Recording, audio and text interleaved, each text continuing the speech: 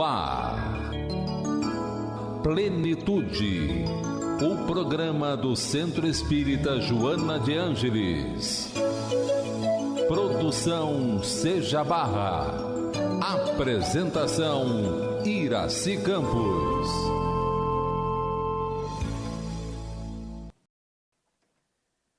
E hoje nós estamos aqui com um convidado muito querido, um amigo do coração mesmo, amigo, irmão de almas, o nosso amigo assim de carinho, parceiro, baianinho, aliás, baianão, porque ele é um tanto quanto grande, Florencio Anton.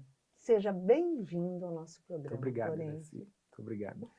Florencio é o único médium que faz pinturas mediúnicas e que foi testado, experienciado por uma quantidade grande de locais fora do nosso país, outros países e também no nosso país. E ele passou por experiências assim realmente marcantes, comprovando a mediunidade, comprovando os espíritos, os artistas, como Monet, Renoir e muitos outros, que vêm e trazem aqui a sua contribuição perfeita.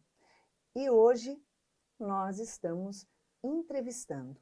É o único médium com todas as características comprovadas. Então, Florencio, como é bom! Quantos anos faz que você pinta através desses espíritos brilhantes que têm vindo? Já são... A pintura mediúnica na minha vida começou no ano de 1991, precisamente no dia 21 de dezembro, numa reunião para a educação da mediunidade.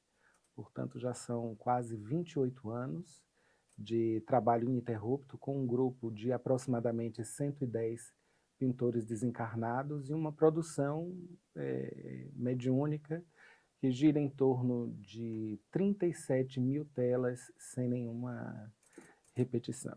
Portanto, já são 28 anos de trabalho ininterrupto. Eu contava com 17 anos de idade quando esse trabalho aconteceu na minha vida. Um menino, né? Verdade. Meu Deus do céu, quanta responsabilidade. Desses grandes pintores, que é uma quantidade, cento e blau, não precisa mais falar quantos, né? Quais deles você tem assim, uma afinidade maior, assim, um aconchego, aquele trato especial, aquele chameguinho gostoso? Existem alguns espíritos que me oferecem um pouco mais de espaço para o desenvolvimento de laços de amizade. E eu poderia destacar o Renoir e a Berthe Morisot, que são de fato os coordenadores espirituais dessa atividade. A Tarsila do Amaral, que é um amor de pessoa, inclusive foi amiga de Chico Xavier, foi confidente, eles foram confidentes, trocavam cartas. Tarsila pintou um Francisco de Assis e ofereceu para o nosso querido Chico, que repassou, enfim, com toda a humildade que lhe era característica, o quadro adiante. Mas é no espírito Vincent van Gogh, o nosso querido pintor dos girassóis, com quem eu tenho um contato, digamos assim, muito mais próximo. É uma alma querida, extremamente solidária, muito atento, enfim, às dores humanas. E como nós lá no Grupo Espírita Sheila nos ocupamos muito de trabalharmos as dores humanas, eu creio que esse espírito tenha, por isso mesmo, estabelecido um processo de afinidade muito mais intenso junto ao nosso coração. Então é o Vincent van Gogh, esse espírito bem mais próximo e por quem eu tenho um carinho, um respeito muito grandes. Ele está sempre presente e, assim, nos momentos mais difíceis, como um grande amigo. Sim, sem sombra de dúvidas. É um grande amigo, uma pessoa muito presente nas nossas atividades, no nosso dia a dia. Que bacana, né? Que gostoso, É que verdade. prazer. Quando você começa a entrar naquele estado de envolvimento, né? Que os minutos que antecedem ali a pintura mediúnica, você vai entrando num estado de inconsciência ou não? Você é o médium que está trabalhando inconsciente ou você tem alguma consciência do que acontece? Iraci, eu peço permissão só para fazer algumas considerações à luz da doutrina espírita. Quando Kardec se referia a consciência e inconsciência no campo da mediunidade, ele não queria se reportar de fato à lucidez do médium durante o processo de transe, mas em si a noção que o médium tinha de que era médium ou não. Aqueles que eram médiuns e não tinham noção de que eram médiuns, Kardec os entendia como médiuns inconscientes. Aqueles que eram médiuns e sabiam que eram médiuns, médiuns conscientes. Nós, normalmente, no movimento espírita, nos utilizamos do termo para referirmos-nos à lucidez durante o processo de transe. E eu, durante o transe da pintura mediúnica, eu fico na maior parte do tempo em estado de adormecimento, ou em estado de sono. Conforme as pesquisas, as últimas pesquisas que nós participamos, nos comprovam isso. Existe uma produção massiva de ondas delta, e as ondas deltas elas surgem durante o processo de sono profundo. Então, no transe, eu fico a maior parte do tempo apagado. Nada obstante, em alguns instantes, esse transe se superficializa, às vezes eu abro os olhos e o que eu vejo é uma imagem desfocada, uma cor, digamos assim, isolada, mas não tenho a visão de conjunto. De uma maneira geral, quando eu retorno do transe, a minha sensação é aquela de uma pessoa que dormiu, sonhou, acordou, sabe que sonhou, mas não tem, digamos assim, o sonho completo. Então é esse o estado em que eu me encontro durante o processo de produção mediúnica na pintura. Florencio, me diz uma coisa. É a curiosidade, né, do público em saber como é que você, tipo assim, combina, marca dia, horário, e aí quem é que vai vir? Eu vou estar tal dia, tal horário, lá no Seja Barra para fazer uma sessão de pintura mediúnica, quem se habilita? Como é que funciona isso? Essa é uma organização que está a cargo dos espíritos desencarnados e localizada nas pessoas de Renoir e Berthe Morisot. Durante muito tempo, na nossa trajetória de exercício de pintura mediúnica, com uma certa antecedência, nós solicitávamos a autorização dos espíritos para o desenvolvimento de determinado trabalho. Seria o equivalente a dizer, nós agendávamos com os pintores desencarnados. E na grande maioria das vezes eles autorizavam e em outras vezes eles não nos autorizavam o trabalho. Foram raros os episódios de falta de autorização para desenvolvimento dessa atividade pública de mediunidade. No entanto, nos últimos anos, nós passamos nós abandonamos essa prática em função da própria seriedade do trabalho e dentro da perspectiva de que nada acontece por acaso. Se houve a possibilidade se houve um convite de uma determinada instituição, a possibilidade de desenvolvimento de uma determinada atividade, essa, sem sombra de dúvida, deve ter sido organizada pelos espíritos superiores. De maneira que eu chego nos ambientes e procuro, nesses ambientes onde nós marcamos as atividades, estabelecer uma sintonia fina com o pensamento dos coordenadores dessa atividade. Eu poderia dizer que seria até um tipo muito sutil de evocação. Não podemos nos esquecer de que a evocação é algo muito legítimo dentro do processo mediúnico. Allan Kardec, quando publicou o Livro dos Médiuns, publicou com o subtítulo Guia para os Médiuns e para os Evocadores. O médium evocador é uma das categorias estudadas por Allan Kardec, de maneira que eu me sinto muito confortável em assumir uma atividade dessa natureza, sem um contato prévio, digamos assim, com os espíritos. Em função da seriedade do trabalho, em função do completo desinteresse, nós cremos que os espíritos superiores haverão de nos assistir. E se por alguma circunstância o trabalho não puder acontecer, não há nenhum problema. Isso, inclusive, faz parte do nosso processo de aprendizado, porquanto os espíritos eles não são as almas dos homens e, em algumas situações, de fato, não podem atender ao nosso chamado. Como não se trata de um show, como ninguém pagou nenhum ingresso para poder entrar, nós não teremos nenhuma obrigatoriedade de devolver absolutamente nada, sairemos apenas com a aprendizagem do fato de que nenhum médium ou nenhum grupo tem poder absoluto sobre os espíritos. Maravilha, porque, em realidade, quando se agenda, né, com o médium para trazer essa manifestação a público para que as pessoas compreendam, né, que existe algo muito maior entre o céu e a terra, né, que é a vivência, né, a interação dos espíritos encarnados e desencarnados.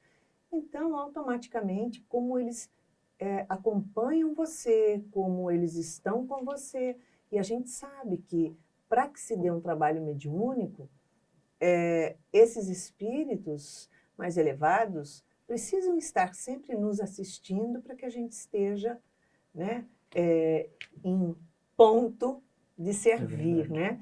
Então, quer dizer, a agenda acaba sendo deles. É verdade, né?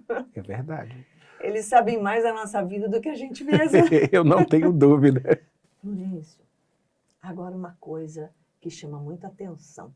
Como é que você faz para lidar com todos esses espíritos, cada um com uma emoção diferente, com uma história, uma bagagem, seja de superação, seja de dificuldade, de dor, seja de apego, seja do que for, tão diferente quando há porque é tudo muito rápido, ele vem, pinta e ele está se afastando e outro já está ali se aproximando, iniciando outra. E cada um tem uma emoção, é claro, e não é porque o espírito desencarnou que ele não tem as emoções das ligações que ele tem com os seus amores, né? Como é que funciona isso em você? Iraci, eu sou o que Allan Kardec chama de médium natural. Então, desde os 8 anos eu percebo os espíritos e com o passar do tempo, esta situação se tornou muito, muito simples, como ligar para alguém e matar a saudade através do telefone ou através de uma mensagem. De maneira que o trânsito dos espíritos por minha vida, nesses últimos anos, não tem me causado muito impacto emocional ou grandes diferenças, enfim, especificamente falando, na minha trajetória existencial. Durante as atividades públicas de pintura, os espíritos geram em mim um tipo de situação que nós chamamos de automatismo motor. Então eu registro muito pouco as emoções dos espíritos durante o processo de transe.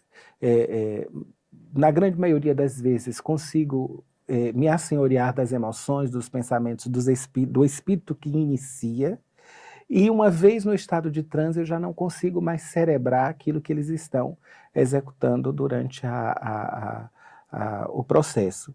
Agora, na minha vida comum, no meu dia a dia, e nas atividades mediúnicas da nossa instituição, aí sim eu consigo sentir os espíritos com um pouco mais de profundidade. E eu devo confessar que é extremamente gratificante, porque isso nos dá a certeza da imortalidade da alma, nos confere a possibilidade de analisarmos o panorama emocional, individual dessas inteligências extracorpóreas que se mantêm após o fenômeno biológico da morte. E no sentido mais íntimo, um processo de aprendizado fenomenal sobre o nosso futuro, sobre aquilo que enfim nos espera.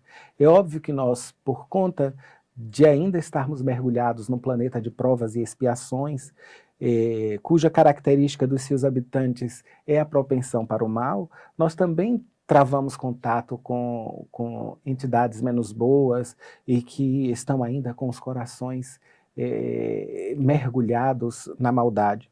Mas isso também é uma fonte de aprendizado para que nós possamos trabalhar o máximo que pudermos, aqui e agora, usando o presente como essa oportunidade maravilhosa que a vida nos concede, a fim de não chegarmos no plano espiritual com as mãos vazias. Nossa, isso é lindo. Quando esses espíritos terminam esse trabalho, como é que você refaz suas energias? Porque a gente sabe que perde energia, né? A gente gasta energia. É verdade. Utiliza muito delas. Como é que você faz para refazer suas energias? Olha, eu costumo encarar a faculdade mediúnica como um exercício que faz parte do leque de possibilidades humanas. Então, da mesma forma que a gente, depois de uma atividade esportiva, volta para casa, toma um banho e deita na cama para relaxar, assim também na mediunidade. Então, depois do trabalho, eu costumo ficar num ambiente silencioso, por conta da reverberação psíquica depois do transe é muito grande, fico num estado, num lugar silencioso, tomo um banho, deito e em 45 minutinhos aproximadamente eu já estou refeito e pronto para uma outra atividade. Ai, que bacana, que bacana. Florencio, conta pra gente um pouquinho como foi esse processo de tantos testes realizados com você, com a finalidade de entender essa mediunidade que é tão diferenciada.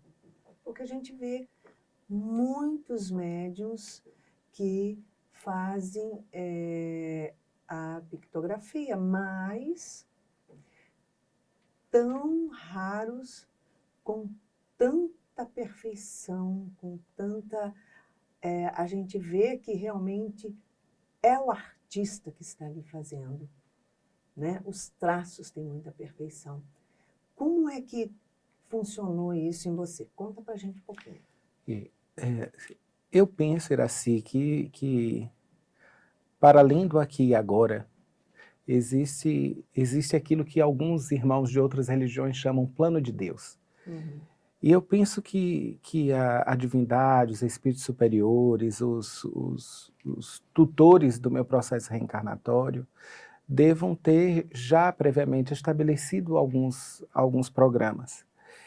E entendo pessoalmente que o médium de exposição pública precisa sim estar à disposição da ciência. Mas eu digo aquela boa ciência, a ciência que é desenvolvida nos meios universitários, profundamente conectadas com os códigos de ética que norteiam, enfim, as pesquisas em humanos.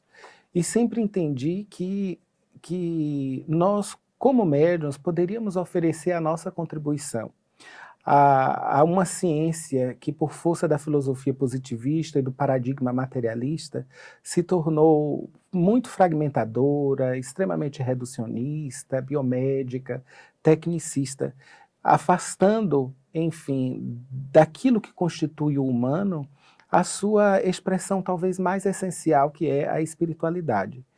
E então, diante disso, eu sempre me dispus a participar como pesquisado, como investigado desses projetos de pesquisa em torno da espiritualidade humana.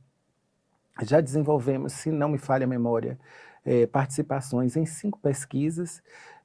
A primeira delas gerou um livro chamado Mediunidade e Estados Alterados de Consciência, foi publicado pelo Dr. Carlos Alberto Tinoco e, e professor Carlos Alberto Guimarães, da Universidade Federal da Paraíba, o primeiro engenheiro físico do Instituto de Pesquisas Parapsicológicas do Brasil, na cidade de Curitiba, e o segundo, um professor doutor na área de psicologia. Os achados foram bem interessantes, nós estivemos sendo avaliados por uma junta formada por médicos psiquiatras, por psicólogos, por críticos de arte, e o resultado foi um resultado favorável à tese espírita da mediunidade. Eu gosto sempre de frisar que o espírito já está comprovado, porque nós espíritas temos uma ciência. Aliás, o espiritismo em si, na perspectiva de Kardec, é toda uma ciência com processos filosóficos que redundam em transformações morais. Então, a ciência espírita já comprovou o espírito. No entanto, as ciências ordinárias ainda buscam entender esse tipo de manifestação humana. Então, quando eles fazem a pesquisa conosco, na verdade, eu participo dessas investigações muito mais a título de oferecer a essa ciência ordinária um entendimento sobre os mecanismos neurofisiológicos da mediunidade. Que é super importante. Pois é, como é que se processa e quais são, digamos assim, os itinerários cerebrais que os espíritos se utilizam para a produção do fenômeno. Então, já tivemos pesquisas na Universidade de Coimbra, nas universidades de São Paulo, em parceria com a Universidade da cidade de Aachen. Foram pesquisas bem interessantes, e a última foi desenvolvida pelo doutorado em difusão do conhecimento da Universidade Federal da Bahia. Falamos sobre 5 momentos que você passou por testes assim, no país e fora do país. Qual desses momentos que foi mais assim pontual, mais difícil para você? Porque a gente sabe que tem pessoas que buscam a comprovação para levar isso à humanidade. E tem pessoas que buscam a comprovação para dizer não existe. E a gente sabe que existe, né? Então, como é que foi isso para você, Florencio? Iraci, felizmente eu tive a oportunidade de me encontrar com pesquisadores ou com equipes de pesquisadores muito sérios. E todos eles iniciaram as suas investigações de uma forma isenta, sem nenhum tipo de preconceito ou de informações ou de conceitos a priori da observação do fenômeno. Agora, eu posso dizer que os momentos mais desafiadores, eles se encaixaram na pesquisa de 2013, mas muito mais por uma questão de limitação pessoal do que propriamente pelos protocolos de pesquisa. Porque as investigações, elas previam exames dentro de tomógrafos, né? Tratava-se de um trabalho de investigação da mediunidade a partir da ressonância magnética funcional. Então, quando eu ia entrando naquele tubo, e eu sou muito grande, ficava extremamente apertado, eu sentia um desespero enorme, né? Um pouco de claustrofobia. E obviamente, só o amor à causa, o amor à mediunidade que me fizeram suplantar esse medo. Mas no último dia, eu cheguei a ficar 1h30 dentro daquele tubo, voltei do transe, ainda estava dentro, e nós tivemos algumas dificuldades, porque o técnico havia saído para fazer um lanche, portanto eu fiquei em uma situação extremamente difícil, conversando com a doutora do outro lado, que procurava me acalmar. Portanto, essa experiência em si foi talvez, de todas as que eu participei, a mais difícil em função dessa limitação pessoal. Nossa, realmente é muito bacana a gente ver esse trabalho acontecendo, né? É de muita emoção e traz um despertar, né, para a gente isso. Dentro dessas experiências todas que você passou, a mais recente tem o quê? A mais recente tem 6 meses, 6, 7 meses. Aconteceu em dezembro do ano passado. Ah, certo. Também foi uma universidade que vem buscando uma outra comprovação. Exatamente. A investigação ela está sendo levada a cabo pelo grupo NITRE, do doutorado em difusão do conhecimento, da Universidade Federal da Bahia, junto às pesquisas de redes cerebrais e mediunidade.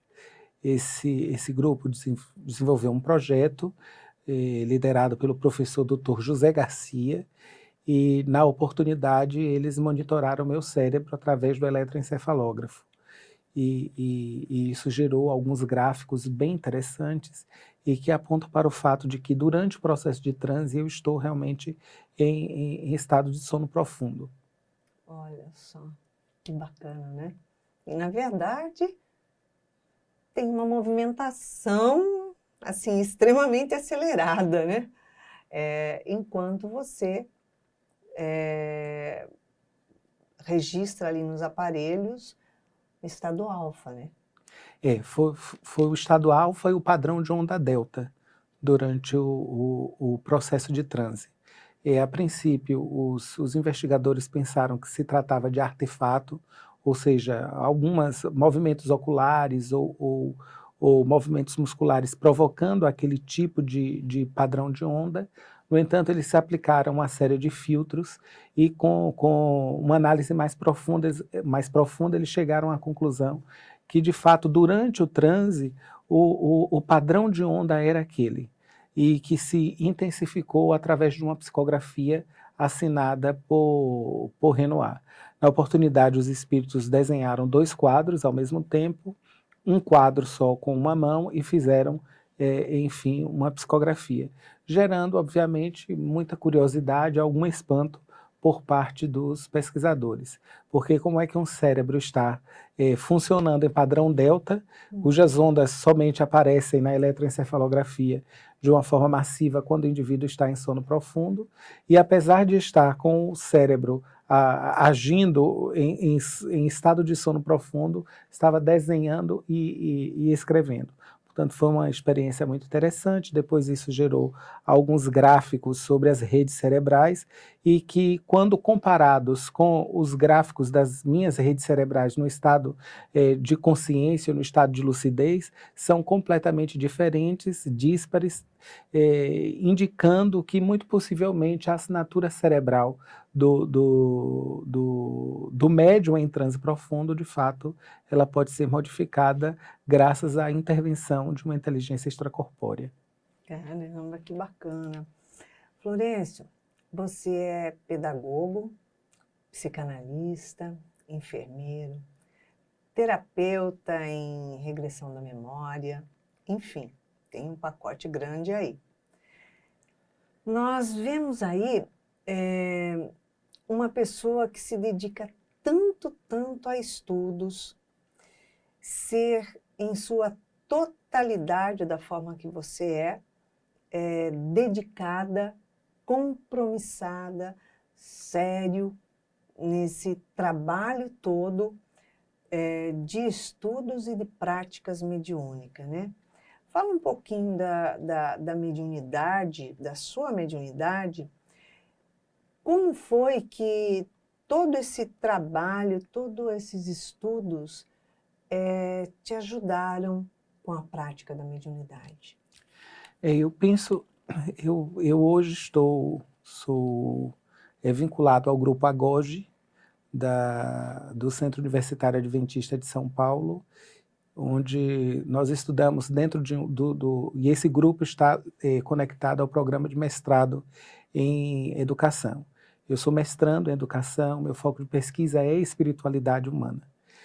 E eu penso que toda esta minha preocupação com os estudos, ela tem um porquê.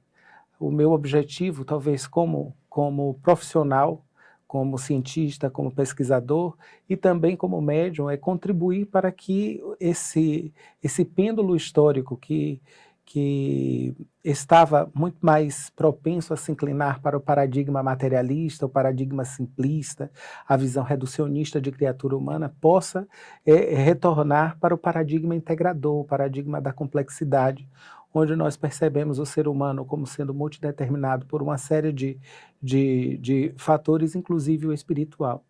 Então eu penso que esses estudos vieram me ajudar nesse sentido. A visão de um ser humano determinado por aspectos espirituais, ou seja, a instalação de um paradigma espiritualista, um paradigma da complexidade nos nossos corações como elementos de construção de valores, de construção de uma cultura muito própria, sem sombra de dúvida, na minha perspectiva, pode oferecer à criatura humana uma visão diferente de mundo, uma visão diferente de vida e estabelecer ou construir espaços para o desenvolvimento da confiança, da fé no futuro. Ou seja, o ser humano não morre com o fenômeno biológico da morte e quando passamos a perceber essa realidade que é, sem sombra de dúvidas, uma verdade que não se pode destruir, a criatura passa a ter maiores possibilidades de vivência, de experiência de felicidade, de esperança. Isso melhora, sem sombra de dúvida, as nossas relações e nos oferece um aporte de qualidade de vida fora do comum. Modifica muito, né? Sem sombra de dúvidas. Como você vê a prática da medicina quando ela descarta, na verdade, o conhecimento do espírito, da vida além do corpo, da vida além da vida, né, como dizemos, e do ser espiritual que nós somos, porque, em realidade, a maior parte da medicina está mudando um pouco, né? Mas descarta completamente esse outro lado. Como é que você vê essa situação? Na verdade, as ciências da saúde, elas são herdeiras do pensamento filosófico positivista de Augusto Comte. E mais precisamente de um modelo de formação, de estruturação de escolas médicas promovidos por um cirurgião alemão chamado Theodor Bühlhoff, que influenciou um outro pesquisador chamado Flexner, que construiu um relatório, seria, digamos, um roteiro para as escolas médicas, ou um roteiro para a construção de um projeto político-pedagógico de ensino da medicina, e que ficou conhecido como Relatório Flexner. E a partir do pensamento flexneriano, todas as questões subjetivas não poderiam ser passíveis de investigação científica ou de abordagem pelas ciências da saúde. De maneira que, volto a dizer, o paradigma reducionista, tecnicista, cartesiano, extremamente biomédico ou biotecnicista, não admitia a possibilidade de estudo ou de abordagem de questões extremamente subjetivas, como é a questão da espiritualidade. No entanto, nós temos percebido que nesses últimos anos há um grande interesse por parte das ciências da saúde em investigar a espiritualidade humana, sobretudo porque o impacto da espiritualidade na saúde tem sido extraordinário no que diz respeito à oferta de qualidade de vida. Uhum. Tanto é que a 110ª Câmara de Qualidade de Vida da Organização Mundial de Saúde, ela trata, enfim, de revisitar esse conceito de saúde, introduzindo a espiritualidade num processo que até muito pouco tempo atrás era impensável. Nós temos percebido colegas médicos, colegas da área de enfermagem, sobretudo da área de enfermagem, é bom que se diga, e aliás, diga-se de passagem, a enfermagem ela é uma ciência pioneira no estudo da espiritualidade humana. Desde o ano de 1947, os enfermeiros publicam artigos em importantes revistas a respeito do impacto da espiritualidade na saúde do homem. E o primeiro artigo foi em 1947, aqui no Brasil, publicado pela Revista de Enfermagem da Universidade de São Paulo. Então, o que se tem percebido é que há, de fato, um grande interesse na investigação da espiritualidade humana. Aqui no Brasil nós temos centros de referência, de pesquisas. Eu posso citar as pesquisas do professor Dr. Alexander Moreira de Almeida, do Núcleo de Pesquisa em Espiritualidade e Saúde, da Universidade Federal de Juiz de Fora. Posso citar também as investigações da professora doutora Tânia Menezes, que conseguiu instalar no mestrado e doutorado em enfermagem na Universidade Federal da Bahia 2 disciplinas. Uma disciplina Espiritualidade e Saúde e uma outra disciplina Cuidados Paliativos e Tanatologia, o que é, na nossa perspectiva, um grande avanço. Importantes centros universitários do nosso país já se debruçando sobre os estudos desta faceta humana. Cada vez crescendo mais isso, né? Sem sombra de dúvidas. E o que me parece é que tem havido um grande interesse pelos centros de formação médica em introduzir disciplinas optativas nessa área. Porque sabe-se que está fazendo alguma diferença, por mais que não queira se aceitar, né, do lado da medicina, sabe que alguma coisa está acontecendo, né? É verdade. Porque eles recebem quantos e quantos quadros, né, de pessoas que teve uma regressão na doença e se estabilizou e não sei o quê, e não seria lógico isso acontecer pelo que a medicina apresenta, né? Então, hoje nós vemos cada vez mais profissionais que estudam a mente humana, buscando cada vez mais encontrar onde que é esse bendito ponto da espiritualidade, né? Essa essência que diz quem é que nós somos. Como você vê esse processo terapêutico nesses tempos atuais? Eu acho interessante. Eu atuei como psicanalista durante 11 anos dentro do meu consultório.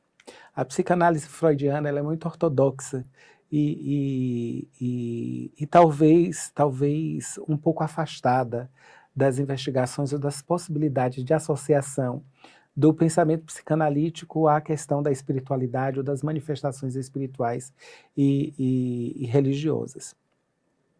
No entanto, eu percebo que, conforme disse, por força mesmo dessas necessidades ou por força de que os tempos são chegados, as ciências, de uma maneira geral, elas têm se aberto para a investigação da mente humana dentro desse paradigma integrador. Então, percebo muitos colegas, alguns psicólogos profundamente preocupados com estas questões. Uma coisa que me ocorre aqui agora é o estudo de uma importante física americana sobre o ponto de Deus, que nos indica que quando nós pensamos em Deus, qualquer que seja a palavra que emitamos, Javé, Jeová, Alá, uma área adjacente à glândula pineal se ilumina. E a física Donna Zohar, a física neurocientista. Então, parece-nos que até na estrutura humana, o espírito, na estrutura biológica humana, o espírito de Deus, enfim, se manifesta. E quanto mais nós deixamos esse espírito de Deus, se eu puder me utilizar dessa expressão, se manifestar em nós, tanto mais qualidade de vida e tanto mais saúde nós temos. É o que nos indicam as pesquisas em espiritualidade. Volto a dizer, o professor Dr. Alexander Moreira publicou um artigo muito interessante sobre indivíduos médiuns que exercitam a sua espiritualidade no âmbito religioso espírita e que têm, digamos, uma menor prevalência de transtornos psicológicos menores. A espiritualidade também, segundo alguns estudos de importantes cientistas como Harold Koenig, da Universidade de Duke, pode promover, por exemplo, a diminuição de episódios de alcoolismo. E mais ainda, o Dr. Vandervelde publicou um outro artigo sobre algo que é central, por exemplo, dentro do nosso movimento espírita, na sua perspectiva religiosa. Porque quando nós avaliamos o Evangelho, por exemplo, e todas as situações que Jesus nos oferece, nós percebemos naquelas situações históricas o perdão como sendo algo central. E o Dr. Vandervelde trouxe-nos o perdão como sendo um problema de saúde pública, em um artigo publicado no ano de 2017. Então, o que se percebe mesmo nos mais variados campos científicos é esse retorno a uma perspectiva mais integradora de criatura humana. Incrível, incrível. Qual a sugestão que você daria para uma pessoa que busca a autotransformação?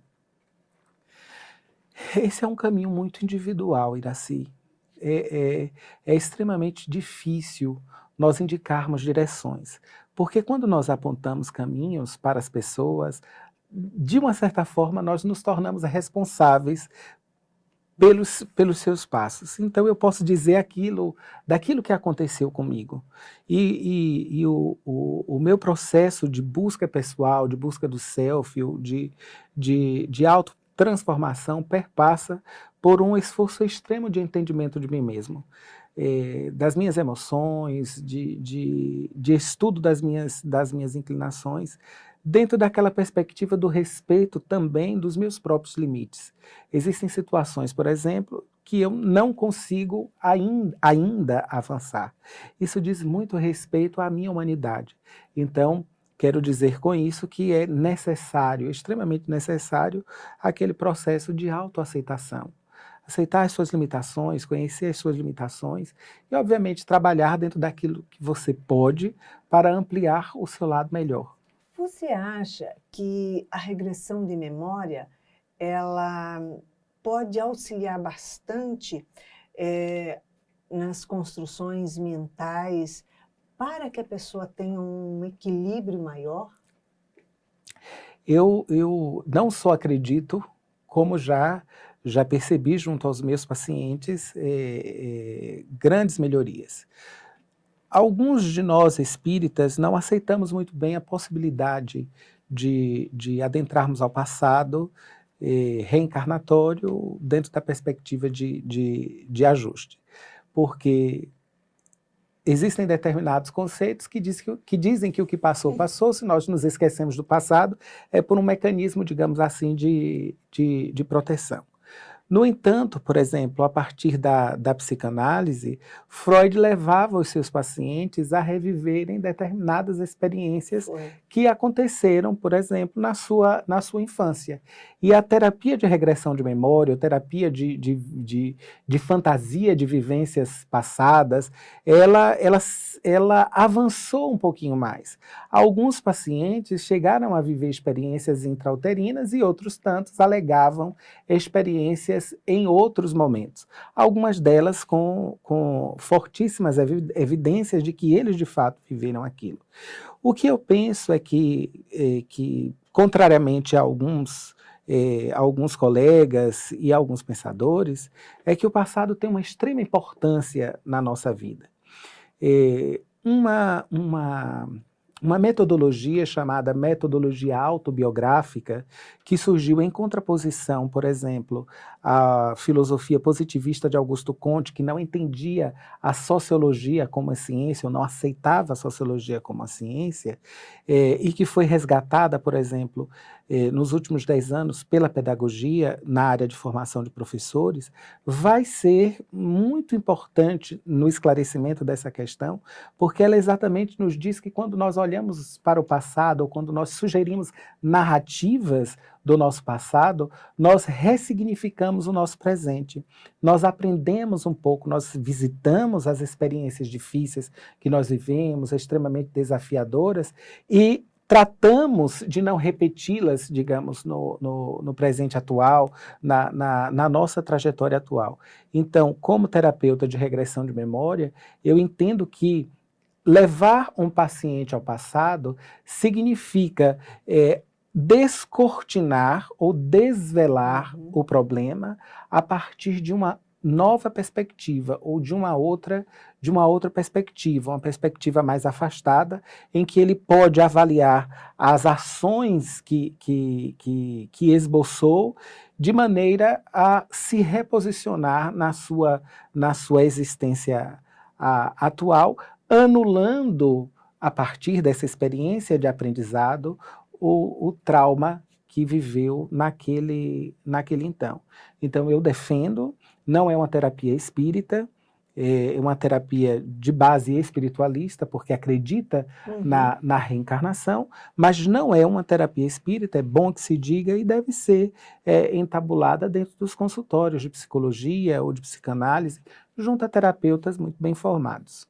Não, jamais por curiosidade para saber o que você foi, deixou de ser, mas por uma construção, exatamente, né, psicológica de equilíbrio, para que você entenda muitas vezes o ciclo, né, ou fechar o ciclo, né, que você esteja vivendo e que você não consegue entender por quê. É verdade.